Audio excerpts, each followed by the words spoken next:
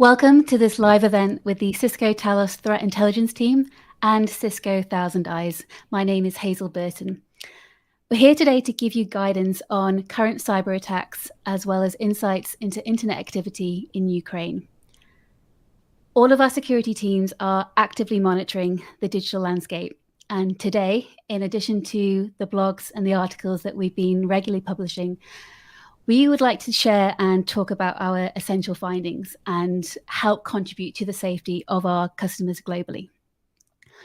Many of our teams have set aside their normal tasks. Many are now spending their time watching over Ukrainian networks. Other teams are focused on protecting refugees, physically and digitally. We also have teams, we have over 700 people who have volunteered their free time to contribute critical research into our open source intelligent work.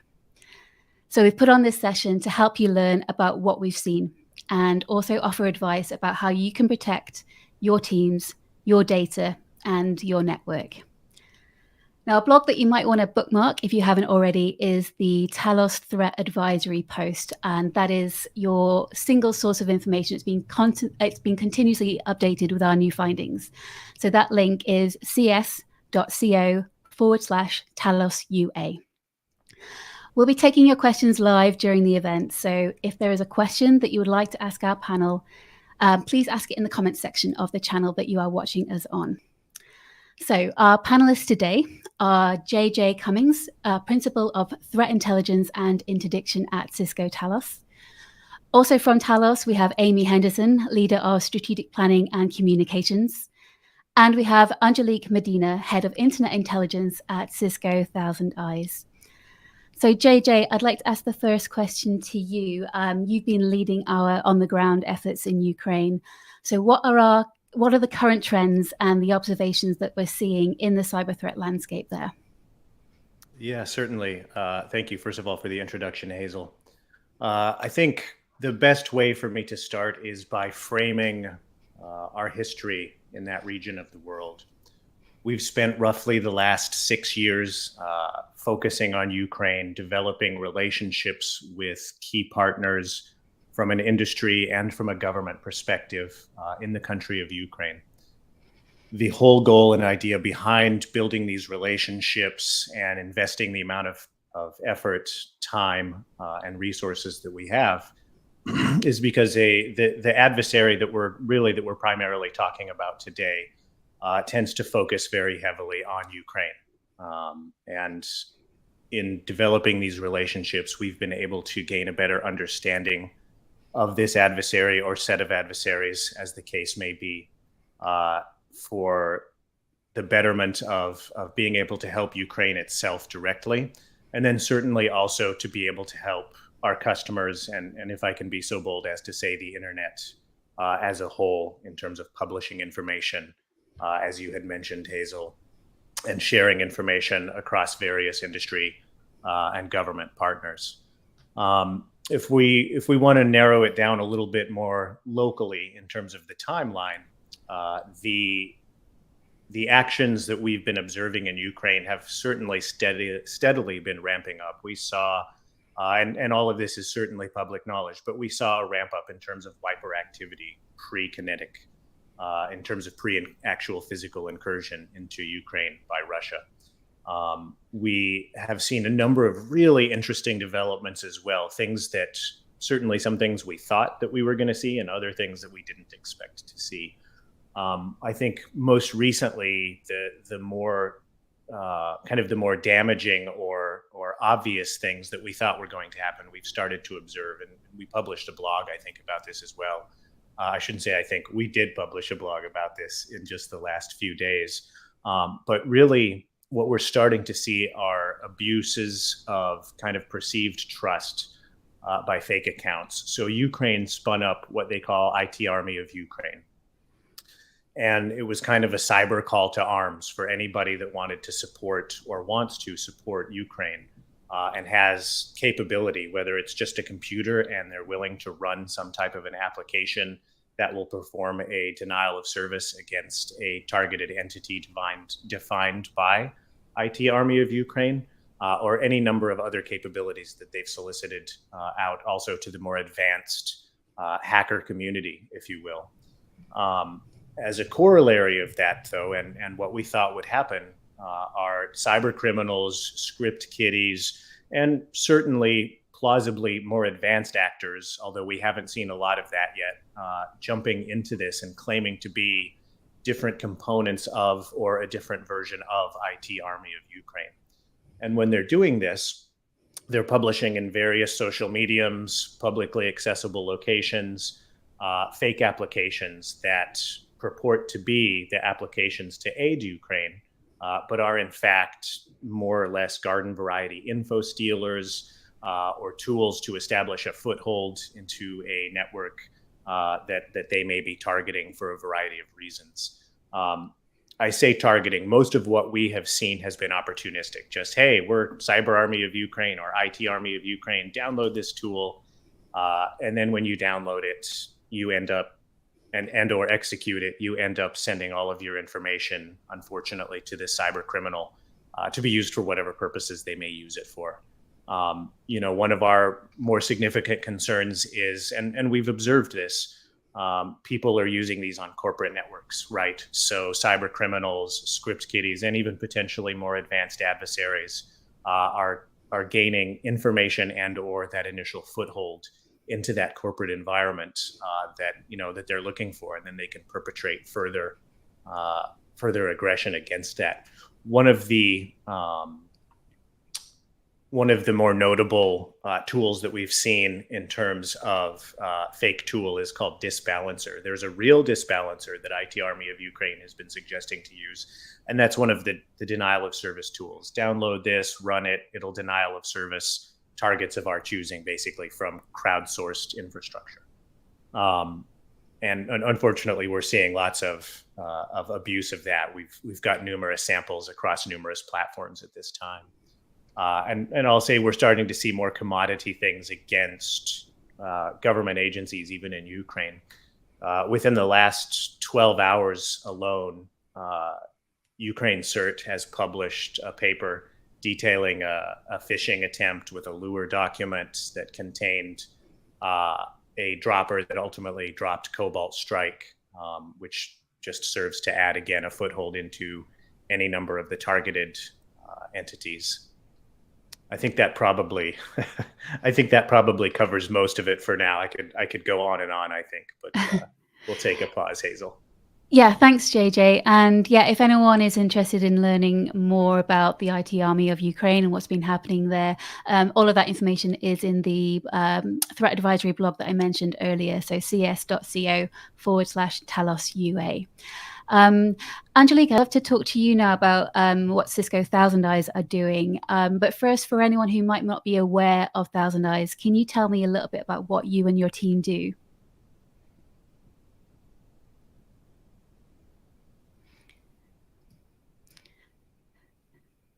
Well, I think, Angelique, you might be on mute there.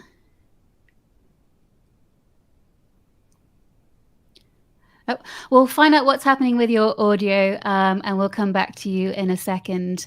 Amy, I want to ask you a question about what are the on-the-ground steps that Cisco and Talos have been taking to protect our customers in Ukraine. Yeah, of course. Piggybacking on what JJ just mentioned, we have been on the ground in Ukraine for many years. So we do have a lot of relationships there, and Cisco as a whole has many customers there. We have taken an extraordinary step, something that we don't usually do, in reaching out to our customers on the ground in Ukraine, and we're spinning up monitoring their infrastructure through many of our products that are part of their current infrastructure through our Talos team, so that we can put into place protections from a Talos perspective for customers in Ukraine that may not make sense outside of that network. One of the examples that we talk about is if we see a C2 infrastructure, right, calling out to an IP, normally you block those IPs, right? But for our customers in Ukraine, we can block that whole network. Now that doesn't make sense for us to put into place for all of our products, but for our customers in Ukraine, it makes sense, right? So we are putting into place specific protections for them. We have around the clock monitoring of different platforms that JJ's team is leading, and just working with our employees and our customers that are still in region. We have employees that are still there that are working with our customers. We're in contact with them on a daily basis. We're trying to do what we can from the small part of this war that is in the cyberspace to try and protect them as much as possible. And I just have to give a shout out to our Cisco employees that are on the ground there still, and the fact that they're still working with our customers, still trying to protect them, as well as JJ's team, who is monitoring around the clock for those customers. Yeah, absolutely. And JJ, I want to ask you something. In our article, Cisco stands on guard with our customers in Ukraine, and people go and check that article out in the comments section. We'll be posting that link shortly. One of the statements that we made there was that humans are the most critical part of your defense, and this is the kind of threat that we have in mind when we make that statement. I'd love you to expand on that and touch on some of the humanitarian aspects of this crisis and what we've been doing for our people in Ukraine. Yeah, absolutely. So, there's Hazel, there are so many things that one can say. I think, if we look at the investment in people and what we're doing, there are a couple of facets that are important here. One of certainly which is this has been a long haul effort for us already. We've been running hot on activities and increases in activities in Ukraine for over 2 months at this point, which means I've had people kind of working around the clock. We've had to establish different types of contact mediums and levers to pull and shifts. So I think one of the important things that I'd like to highlight also is, make sure that if you're one of these people doing this work for any organization and you need to take a breather, you need to do that, because if you're unduly worried or stressed about something, the best work you can put in is work that you're not panicking about, if that makes much sense, right? So I think that also kind of goes out to leadership, make sure that people themselves are being taken care of. Obviously, if we talk about our people that are in country, on ground, they've got substantially more things to worry about as well from a kinetic perspective. And anything we can do to make life easier for them is crucial, right? I mean, our part of this story, like Amy had mentioned a minute ago, is a pretty small part, right? It certainly plays an important role, but when we're talking about kinetic warfare and the actual incursion, that's pretty substantial compared to our piece of this. And in order to try and do that, again, that's where we started to offload. And Amy touched on this just a minute ago, in fact, as well. We have personnel across Cisco that have volunteered for different teams. One of those teams is OSINT. Another team specifically is to monitor the assets that Amy was mentioning. We have consoles that are manned 24/7 at this point, with very smart people that have very clear direction in terms of what to look for. And they're elevating concerns to analysts on the back end on a regular basis who are looking at threats to try and identify and understand if it's an important thing. Do we really need to worry about this right now? Can it go in a bucket somewhere else? And if it is something we need to worry about right now, what does that mean and why do we need to worry about it? And all of these people, this is taking a toll on everybody, which kind of ties back to what I was saying earlier, in terms of making sure people kind of get their downtime. Now, go ahead, Amy. I was just going to say, I feel like there's two sides to this, right? Number one is from the human aspect, the way you open this up, Hazel, is we have many defenders, right, that are monitoring networks, they're working with customers, they're, funneling information back into their products, just tracking what's going on, right? So you want to take care of those people from that perspective.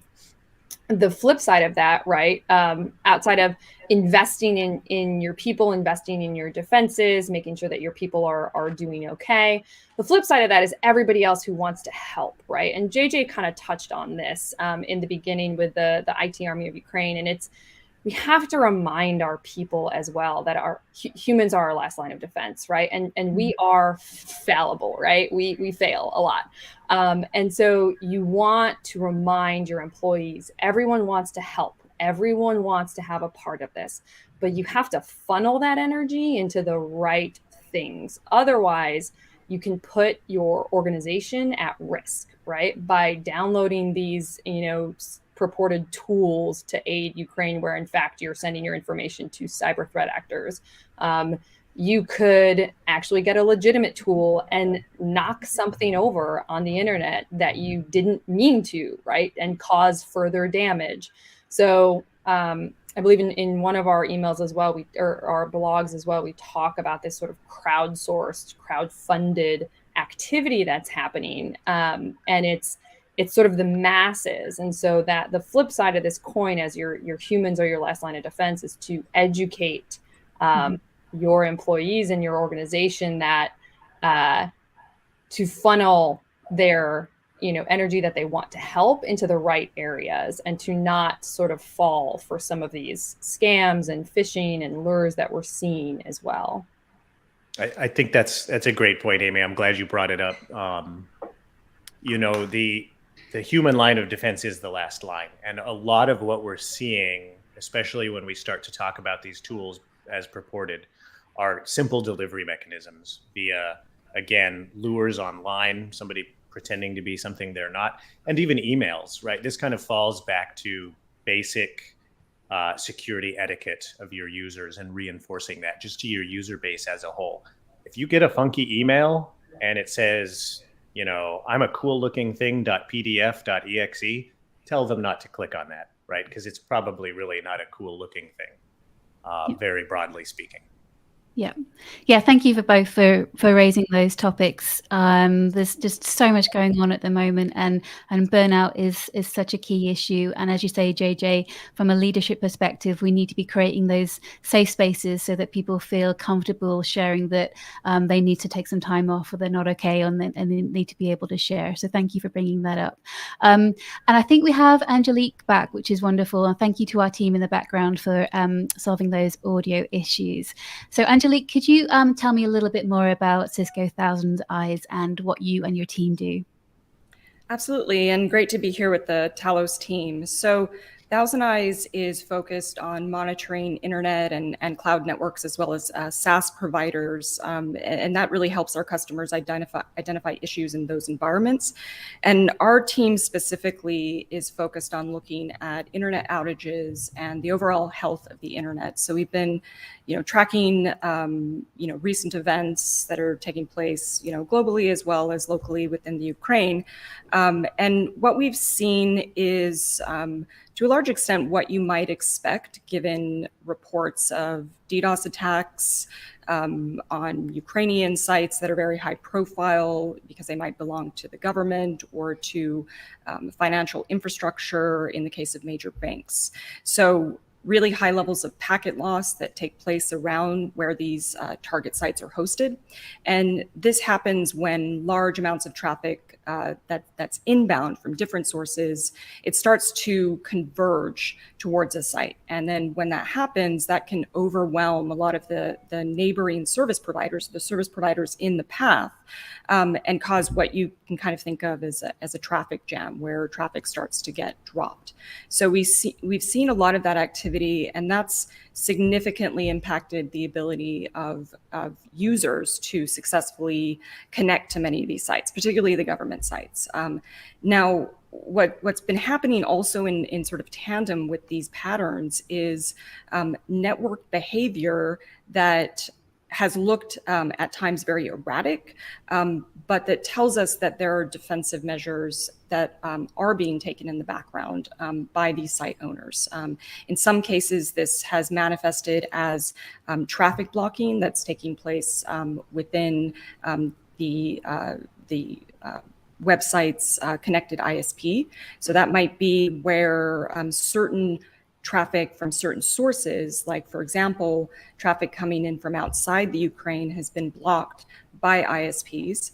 And then at other times we've seen a much more kind of total or more extreme kind of blocking where all traffic is getting blackholed before it reaches a site's servers. And that's been interesting in terms of seeing the frequency of that happening, where 100% of traffic, is dropped, and that means that the site is effectively unavailable for all users, even legitimate users.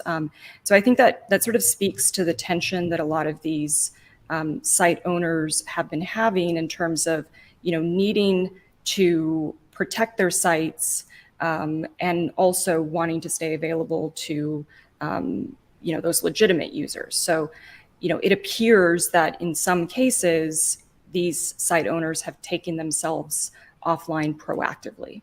And in some cases that, we still see that, where they're continuing to be offline, or in some cases we saw this taking place over a shorter period, which was then followed by, a particular service. In one example, we have a Ukrainian bank that then migrated over to a cloud security provider. And then, their service was broadly available, and they weren't seeing any unusual activity or any performance problem.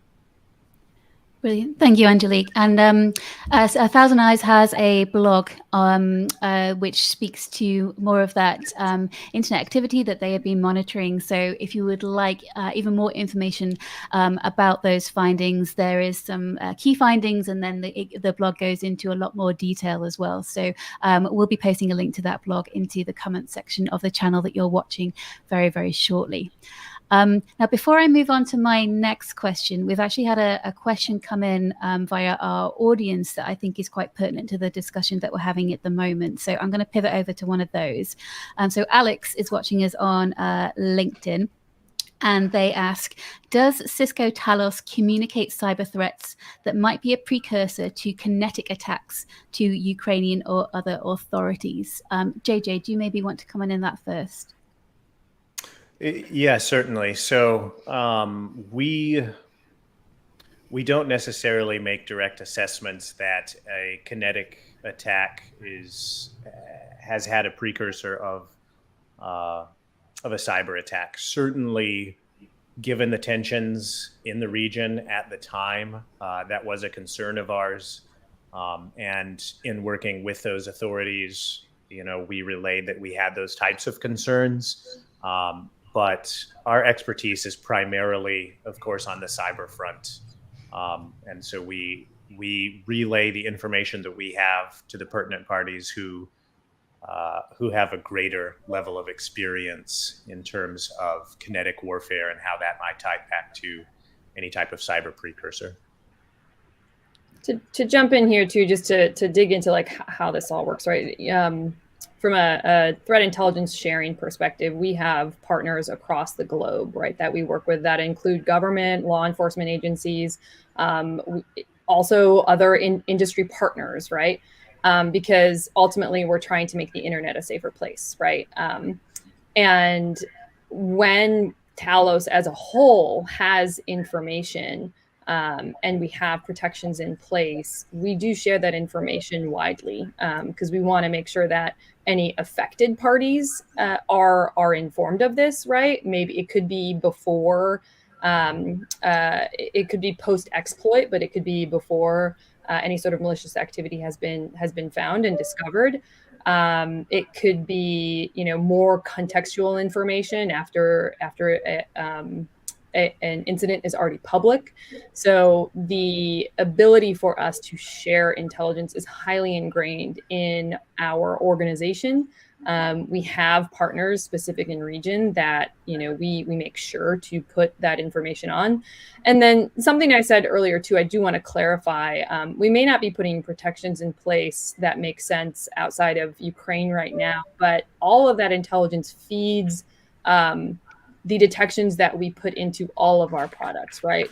So, if we see something there that we do need to block, that is getting blocked, right, across our portfolios. And then that information gets shared out as well to the partners that we have.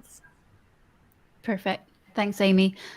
We've also had a question come in from Jeffrey, who's watching us on LinkedIn as well. But Jeffrey, I'm not sure if you're a mind reader, but this is actually going to be my next question when it comes to talking about partnerships with governmental organizations. So JJ, I wonder if you could tell us a little bit about those partnerships that Cisco has with key contacts both in and outside of Ukraine that are all coming together to help with this crisis and the impact of that. Yeah, absolutely. Hazel, I think most of the relationships we have, of course, are going to be highly confidential. It's the type of thing that we talk to each other, but we don't talk publicly about the fact that we talk to each other or what we talk to each other about. I will say though that, and we've recently published information even about this.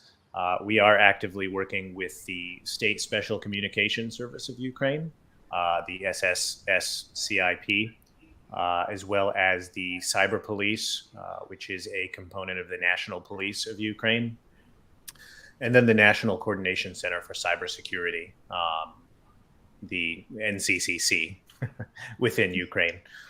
In terms of partnerships that we have elsewhere, I'm happy to certainly say that we do a lot of work closely with NATO. We do a lot of work with the CISA JCDC organization, and then just a vast amount of other government, private, and even intelligence type community partners that we have globally. It's an effort that we have taken a considerable amount of time to develop these relationships.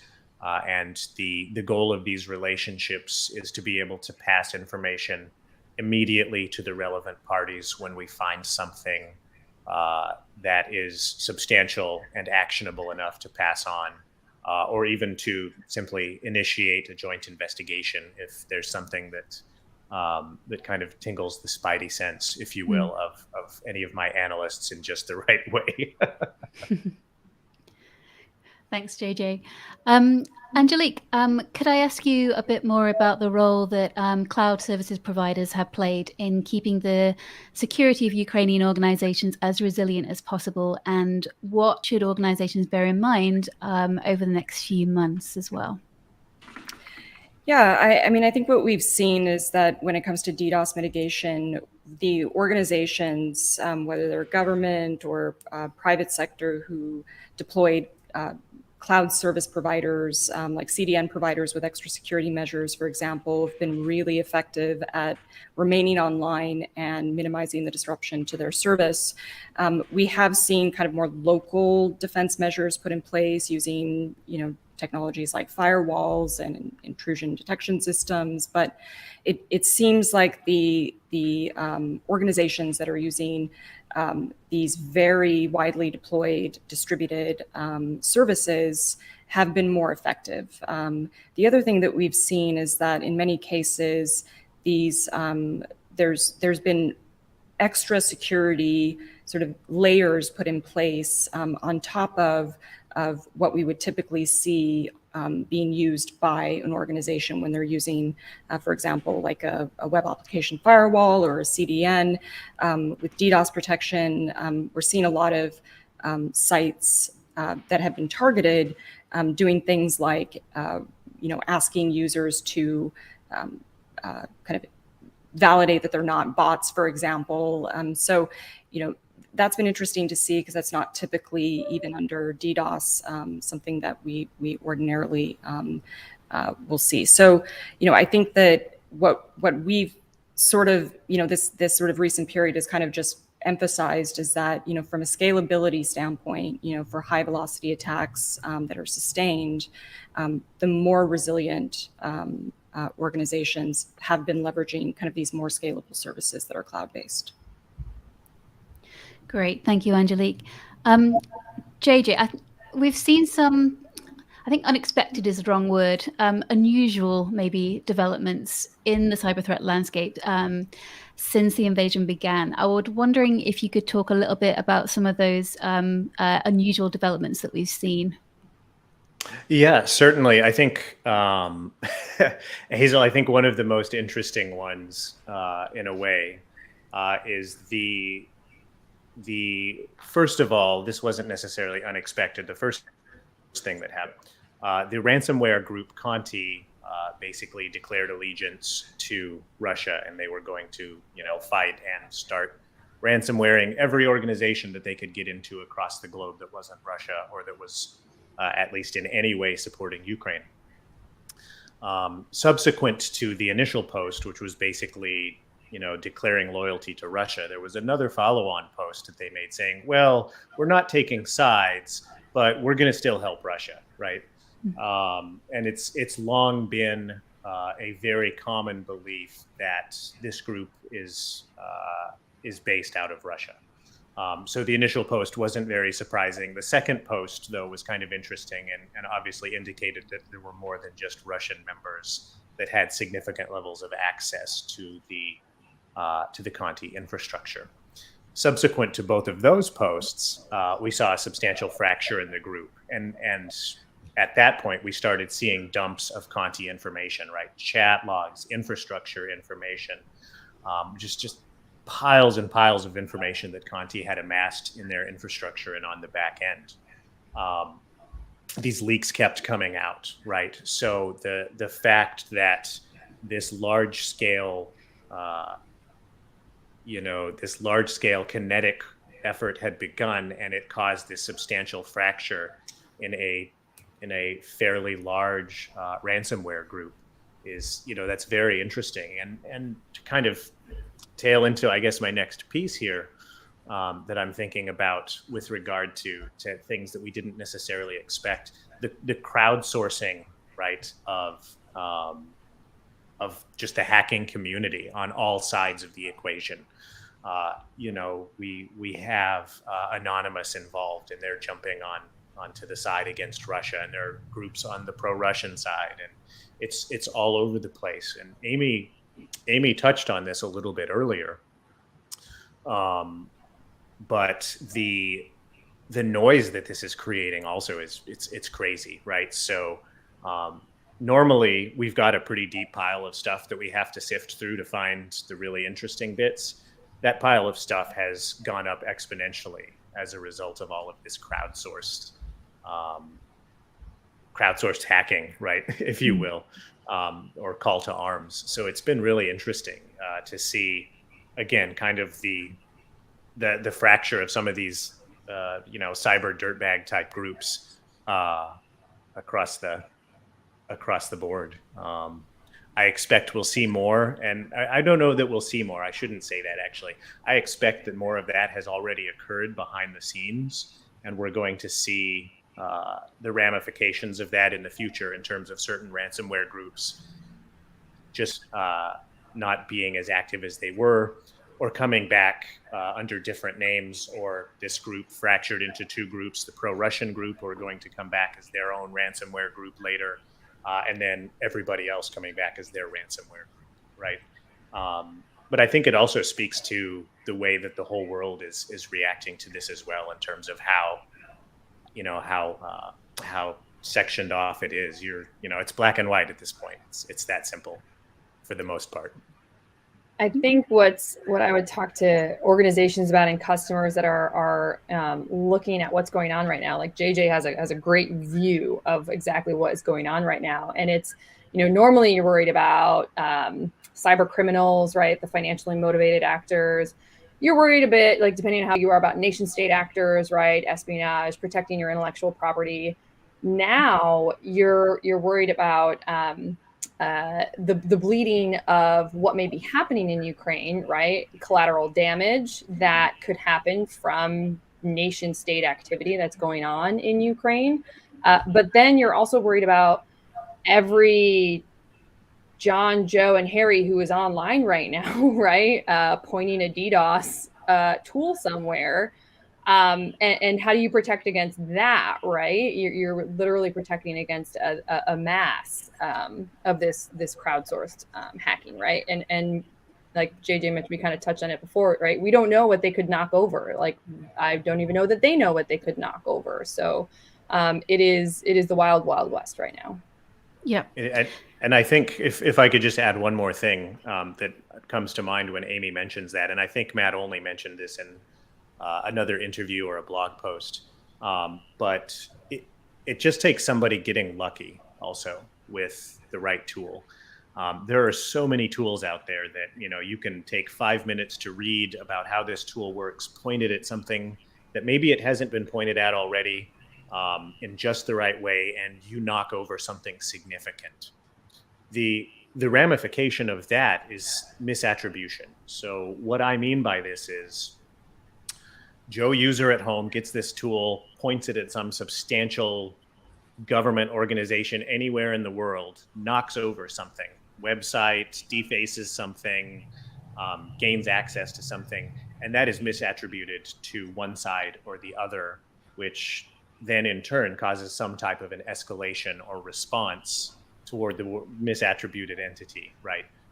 So and I think this is also exactly what Matt Holney said. He said it's bonkers, because it is right now, right? The way that things are unfolding, and the potential for just havoc to occur. Yeah, that's definitely something that we discuss in a number of blog posts. This maybe lack of awareness of potential consequence of action. One thing sort of leads to another, that butterfly effect. And Amy, you mentioned the collateral damage. So I think it might be a good time to ask this question from Laurie, who's watching us. How do you see these cyber attacks extending outside of Ukraine into other countries and maybe beyond? How do we see these cyber attacks playing out? I mean, I would go back to history, right? We have to learn from history. And in, I believe it was 2017, when the NotPetya activity happened, that was targeted at Ukraine, right? But look at the multinational corporations that it took down, right? It took down Maersk Shipping, took down other organizations, right? And so that's kind of the collateral damage, right?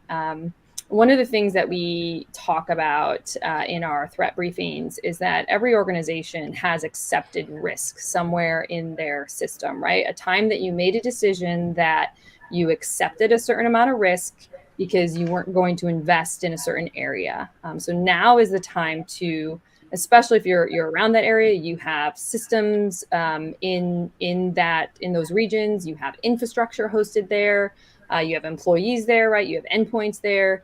You have to look at all those decisions that you made, revisit those decisions of the risks that you're willing to take, and then how you're going to invest to check those decisions. So I think it's a very real risk that we will see this extend beyond just what's happening in Ukraine, right? We haven't seen that yet. But we're all preparing for that to happen. The longer this goes on, and the higher, the more we see, right? And JJ, I don't know if you have anything you want to add to that. No, I mean, I think you're spot on, Amy. Right?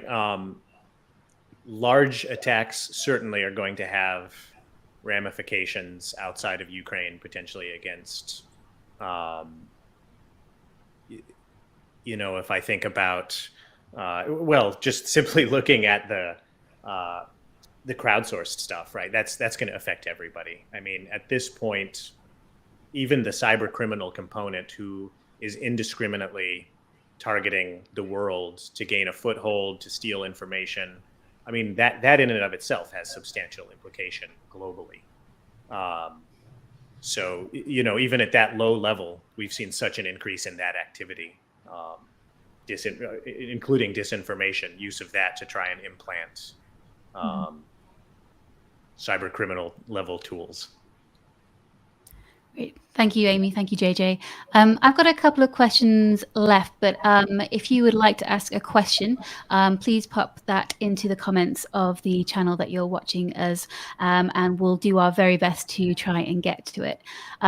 Angelique, so there was initially some speculation around Bordergate Protocol, BGP attacks, and also some large-scale DNS attacks against Ukrainian organizations.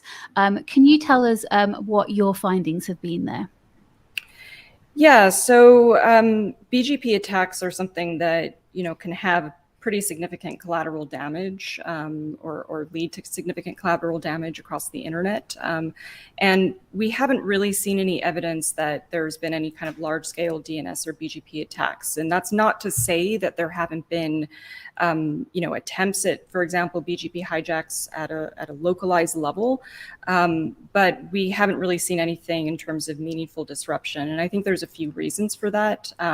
One is, you have to understand that internet security is a team sport, so a BGP hijack can get stopped in its tracks if service providers have good security hygiene.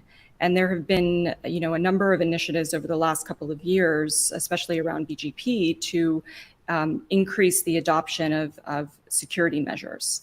And I think that, those initiatives, and in terms of kind of increasing protections across broad swath of service providers, I think, we're seeing some of the success of that in some ways.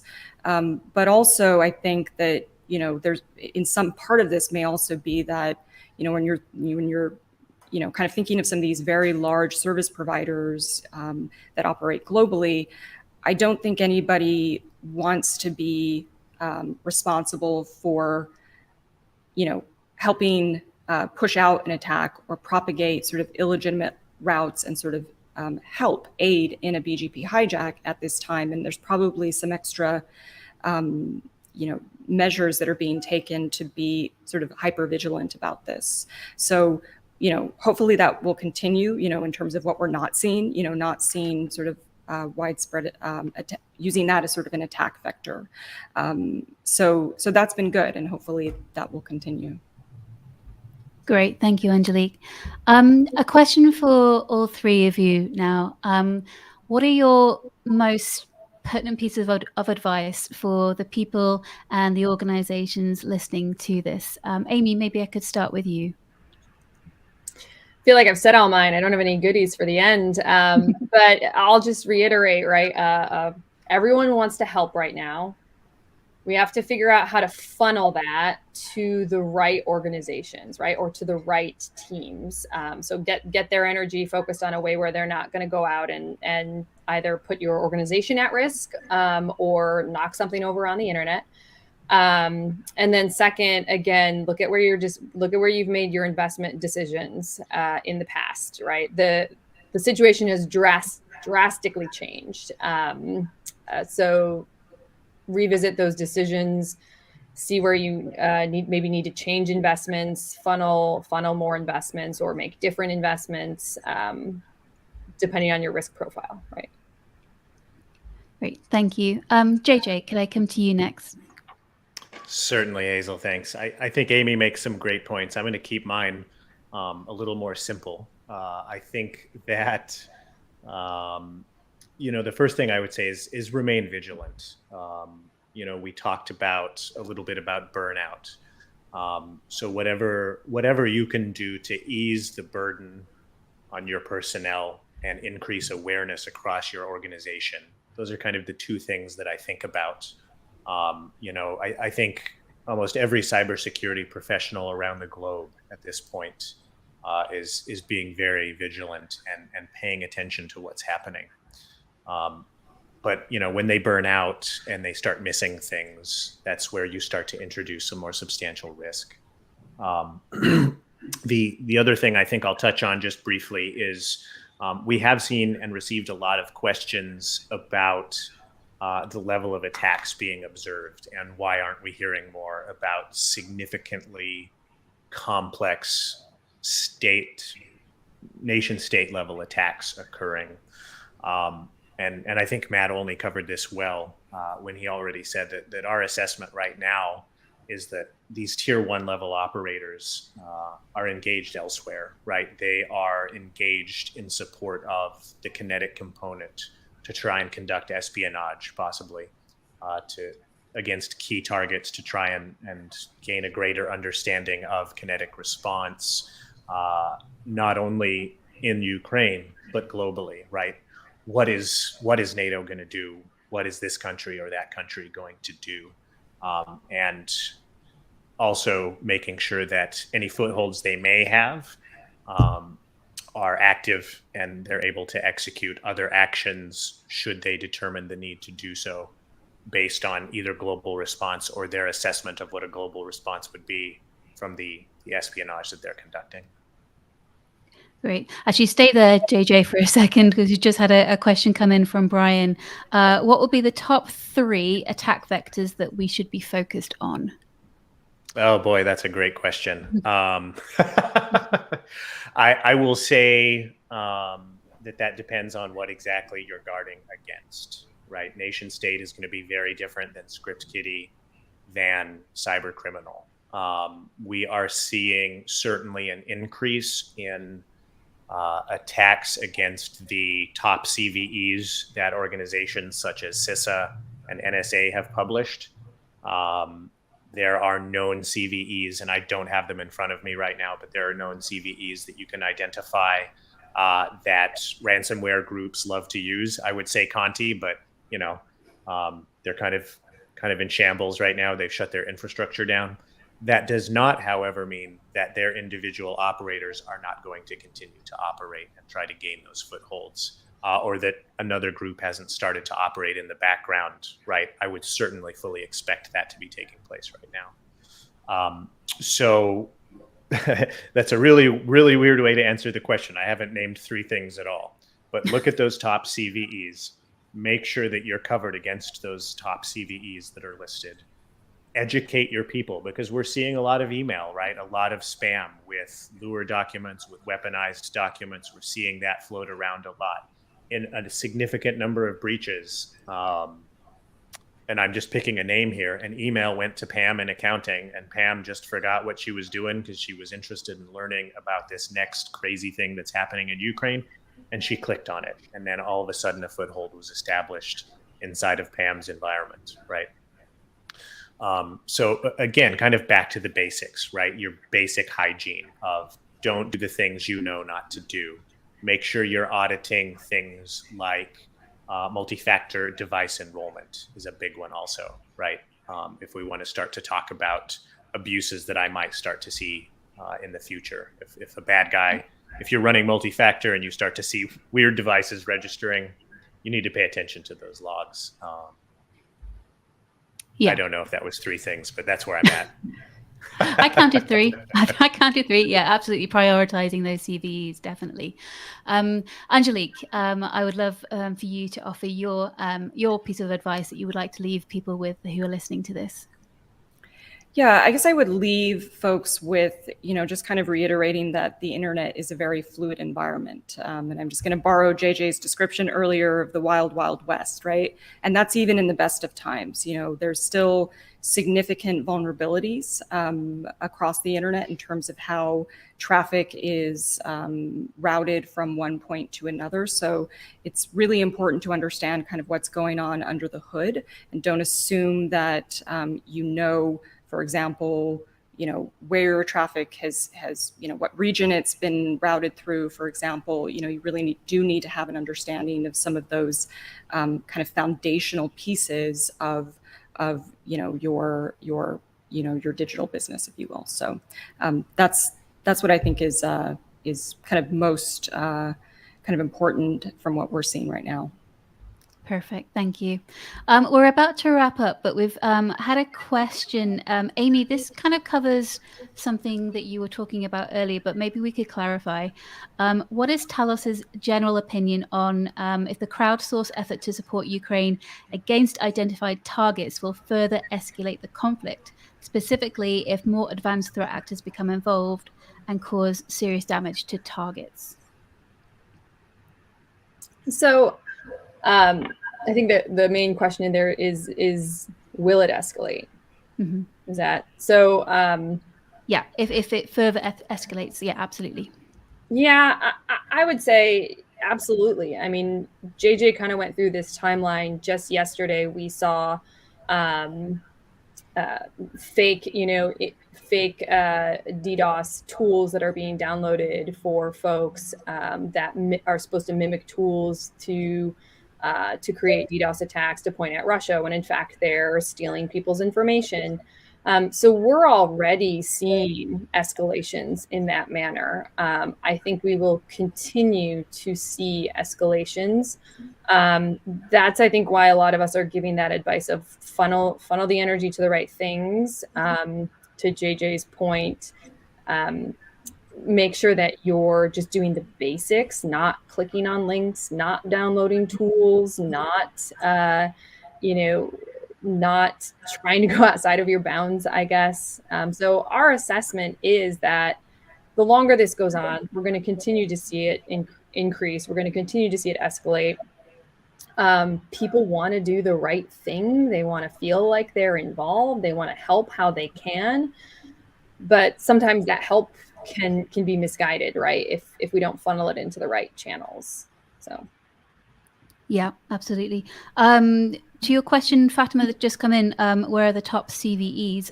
Have a look at our Kenna blog. Loads of information on there, and they keep a running track of all of the CVEs and give a severity score to each of them. So that's a potential avenue for you to have a look at. I think we might have time for one more question. So that comes from Shane. JJ, this might be one for you. As security is shifted to focus specifically on Ukrainian infrastructure, are we starting to see more anomalies in other regions that is raising more high concern for an immediate state-sponsored coordinated attack? Misdirection is always a concern. I think that's some great insight, and you're spot on in your assessment that misdirection is a great concern. And if I can be frank, it's a common tactic used by this adversary that we're talking about. I will say that there is a considerable amount of information sharing happening behind the scenes to try and identify if any type of large-scale coordinated attacks are occurring, and to get information out to any entity, private, government, or otherwise, that might be being targeted in such an attack. I know that, behind the scenes, there is an incredible amount of effort, even at the private security research level, in terms of information sharing happening. That it's happened in the past, but it's happening in unprecedented and unseen scales before at this time. And I believe that's also happening at the government level. So the answer is I can't say that we've seen that direct thing occurring at this time, but all of the watchers, ideally anyway, all of the watchers are in place. Everybody that needs to talk to each other is talking to each other, so that if that does occur, it can be identified early on. But that's I think that's a key point, and it's interesting. I'd love to keep talking because there's some interesting bits about that we've done with regard to some of the wiper attacks that point to really interesting kind of disinformation that almost doesn't make sense, but it does when we think about the threat actor at the same time. So yeah. Brilliant. Thank you for that, JJ. Well, that is all the time that we have for today. So my huge thank you to our panelists, to Amy, to Angelique, and to JJ. So to keep staying up to date with what is going on with cyber attacks in Ukraine, please do follow our Talos Threat Advisory blog. So that is cs.co/TalosUA. You will always have the latest verified information there from our threat intelligence analysts. So that's all from us for today. Thank you so much for watching, and take care.